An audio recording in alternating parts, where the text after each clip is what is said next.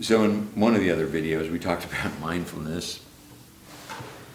And so there are mindful practices that we can do that are just how do we stay aware in the moment and begin to connect at that vibrational level, the feeling level with whatever it is that we're doing. And so we can have, and we talked about mindful consumption, right? And that's consumption not only of what we eat, and some of us have big issues with that one because we create struggle. We like things that we know are not good for us, but we opt for pleasure rather than what's good for us. And this is, because it's very, very hard to talk about this without going back into goods and bads. And that's the thing, as we start to look at how do we do mindful consumption if it comes to food and healthy and that kind of thing, that has to be done in a way that feels good to you as you're doing it. Otherwise, it doesn't have any longevity. We can talk about things like when desire overcomes you. I mean, this is my real good one when I'm trying to be conscious about what I eat. Ice cream creates desire.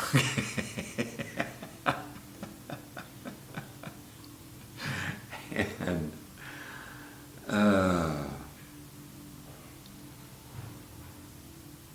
we all have them. Anurag, you love your fine wines, okay? We like these things, and we in this practice do not want to deprive ourselves of pleasure. That's not this path. There may be more ascetic practices that other people have, but I don't think that's the one that's going to work for us. But how do we do that in a way that we're conscious enough that we can sprinkle a little bit of healthness into it, a little bit of consciousness of, okay, it's a pleasure, but it's also easy to overdo pleasures.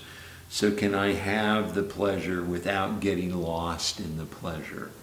Can I be mindful enough, all right, that I can know when to rein it in, but I don't know in my brain. I know feeling-wise that that's not something that I feel I should do, but I can easily override my feeling, and can I begin to kind of bridge that?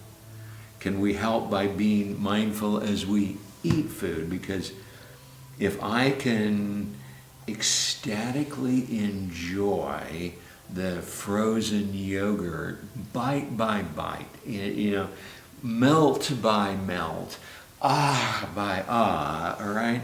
And I do that mindfully because I'm totally focused in the enjoyment of that eating. Or do I eat it on the run, or while I'm somewhere else, or talking to somebody? Or because if I do it in the way where I'm really mindful in the eating itself, I've already had the pleasure. That maybe that helps with sprinkling a little bit of health consciousness on the top of our diet. I remember when I started to lose weight, it was after Jane died. I blamed my weight on her. But I knew it took me 10, 12 years to put it on, and I gave myself that much time to take it off. So that it wasn't like draconian, but I became more aware of what I ate, more aware of when and how, more aware of exercise to balance it out, more aware of different tools and tried them out and experimented and found that intermittent fasting worked but that consciousness began to be brought to the moment. I mean, I still say in my mind, all right, I still do this. If I'm bored, I'll say something, and this isn't wordage, but it'll be something like, okay, what do you want to do? And food will immediately come into my mind. It's just the very first thing I think about. It's like, what do I want? Oh, food. Okay.